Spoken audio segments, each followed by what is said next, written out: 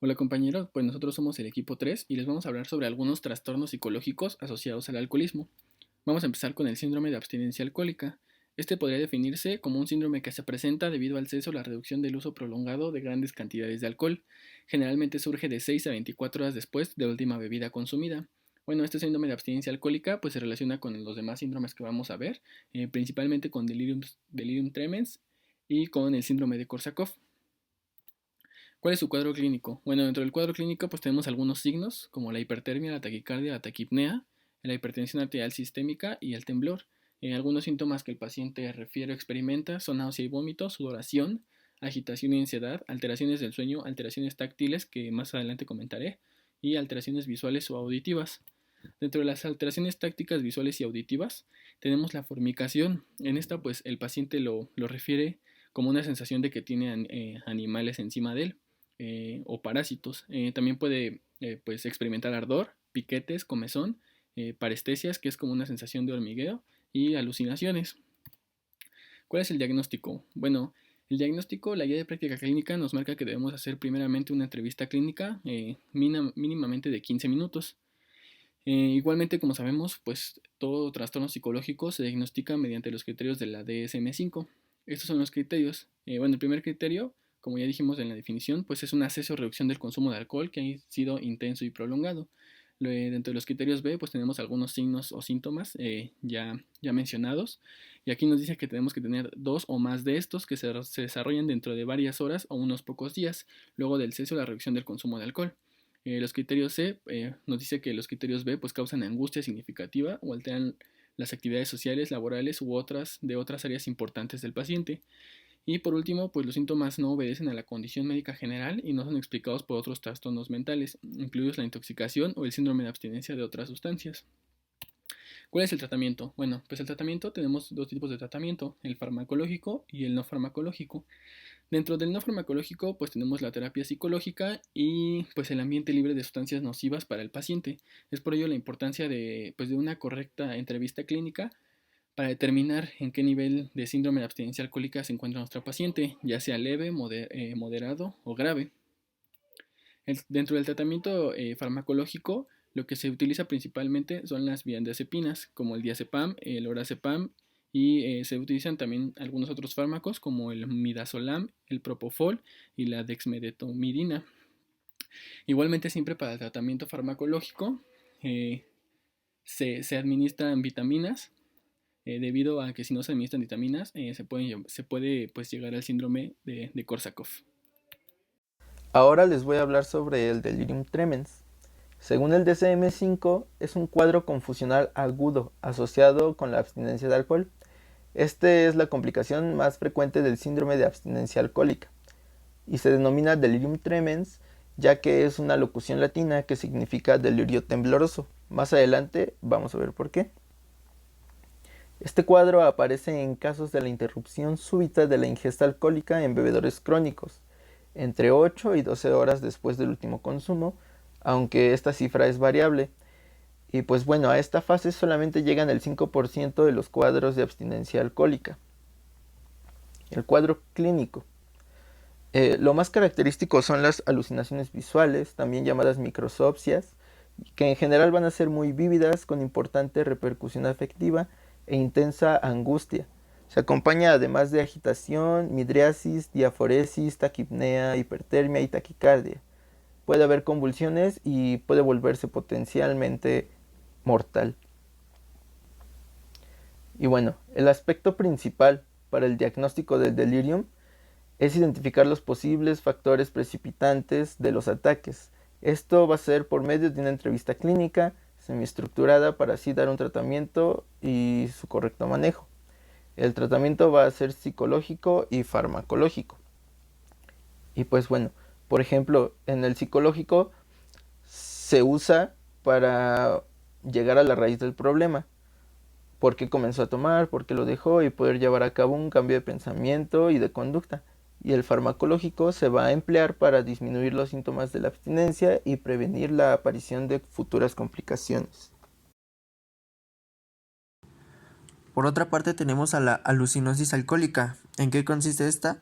Esta consiste en un trastorno orgánico que produce síntomas psicóticos y que se origina por un cese repentino o una reducción del consumo de alcohol en pacientes alcohólicos que solían beber grandes cantidades y durante mucho tiempo. Es un trastorno típico del síndrome de abstinencia en personas alcohólicas, pero también se puede dar por una intoxicación alcohólica. Se puede decir que este tipo de alteración se considera como un trastorno agudo inducido por alcohol. En realidad forma parte de otro trastorno más global. A este lo vamos a conocer como el llamado síndrome de abstinencia no complicado. Este síndrome incluye, además de la alucinosis alcohólica, otros síntomas, tales como convulsiones, delirium, delirio ocupacional y alucinosis orgánica. Los síntomas típicos de la alucinosis alcohólica son las alucinaciones, que suelen ser persistentes, auditivas y de carácter vivido. Estas aparecen generalmente en las 48 horas siguientes al último trago de alcohol que ha consumido el paciente. Las alucinaciones de la alucinosis alcohólica son de carácter amenazante, aparecen en los primeros momentos de alteración. Estas alucinaciones suelen ser auditivas, formadas por sonidos básicos o elementales, es decir, poco elaborados.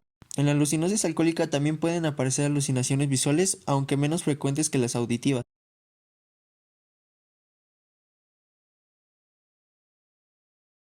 Encefalopatía de Gallet-Wernicke. Este es un cuadro neurológico que se origina por una deficiencia nutricional, especialmente la que se relaciona con el déficit de tiamina, debido al que el consumo excesivo de alcohol va a interferir con su absorción en el tubo digestivo y su almacenamiento en el hígado. En la sintomatología va a haber un cuadro confusional con componentes amnésicos, trastornos oculares típicos, ataxia cerebelosa, polineuritis y rigidez de tipo meningítico. Las lesiones cerebrales van a ser bilaterales y simétricas y se distribuyen por las formaciones grises que van a rodear al tercer y cuarto ventrículo y el acueducto de Silvio. En la fase prodrómica vamos a tener trastornos digestivos, psíquicos y neurológicos. Entre los digestivos va a haber anorexia, vómitos y adelgazamiento. En los psíquicos, ansiedad, irritabilidad, labilidad afectiva, insomnio e indiferencia afectiva. Y en los neurológicos, polineuritis, que es la inflamación simultánea de varios nervios, neuritis óptica retrovular, que es la inflamación del nervio óptico, cefaleas, vértigos, trastornos del equilibrio y nistagmo, que va a ser el movimiento incontrolable e involuntario de los ojos. En la sintomatología psíquica vamos a tener torpeza, apatía, indiferencia afectiva y cognitiva, también trastornos de conciencia como el síndrome confusional y la somnolencia y crisis de agitación. En la sintomatología ocular va a haber trastornos funcionales, parálisis bilateral y asimétrica, nistagmo, miosis, que es la contracción normal permanente de la pupila, anisocoria, que va a ser la asimetría del tamaño de las pupilas, y arreflexia, que es la ausencia de reflejos o movimientos inconscientes al recibir un estímulo, en este caso, fotoestimulación. En la sintomatología psicomotora tenemos el síndrome hipertónico, que es aumento del tono muscular, catalepsia, que es un trastorno que provoca que las funciones vitales como la cardíaca, respiratoria y neurológica estén en un mínimo de actividad, la discinesia, que es un trastorno que consiste en la realización de movimientos involuntarios, la ataxia, que es una falta de control muscular o de coordinación de los movimientos voluntarios, como caminar o levantar objetos. La sinergia, que es la incapacidad de hacer buena coordinación visomotora. Y la disartria, que es lenguaje poco inteligible.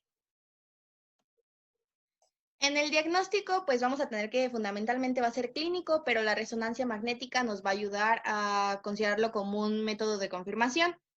Y en el tratamiento, de acuerdo a la guía de práctica clínica de aquí de México, es a base de tiamina y en forma aguda se va a manejar por intravenosa de 50 a 200 miligramos 3 veces al día y posteriormente se va a aplicar de 50 a 100 miligramos en un periodo de 7 a 14 días.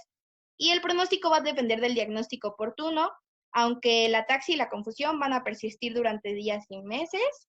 La memoria y el deterioro del aprendizaje pueden no resolverse por completo y si no se trata, este trastorno va a progresar y va a llevar a la muerte, que es del 10 al 20%.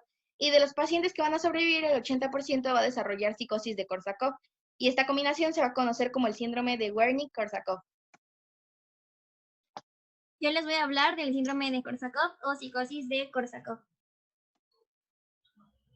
Es una enfermedad neuropsiquiátrica que provoca pérdida grave de la memoria episódica o de las experiencias vividas. Está causado principalmente por la insuficiencia grave de tiamina gracias a que el alcoholismo puede llevar al abandono y a una mala alimentación, así como una inflamación de las paredes del tubo digestivo. Es así que la carencia de timina produce una alteración en la síntesis de neurotransmisores, por lo que provoca la aparición de déficits cognitivos. Y es una complicación tardía de la encefalopatía de Wernicke, la cual se produce en el 80% de los pacientes no tratados, así como es una complicación de una crisis grave o repetida de delirium tremens postalcohólico.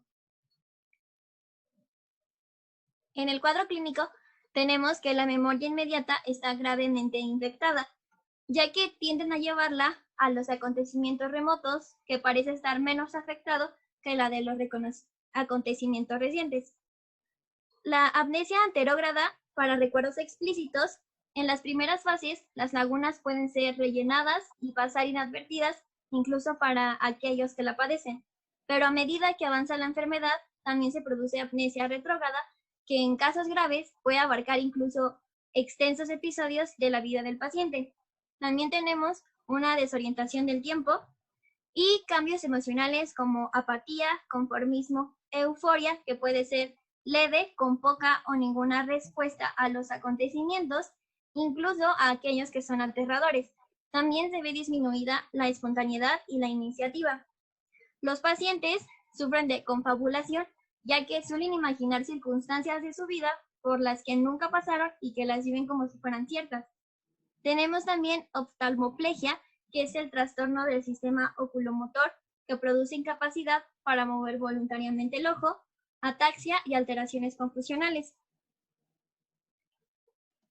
En cuanto al diagnóstico, principalmente es con la evaluación clínica y se basa en los síntomas típicos en aquellos con antecedentes de alcoholismo crónico grave o de alguna de las encefalopatías antes mencionadas, y también se deben descartar otras causas de síntomas como lesiones o infección del sistema nervioso central.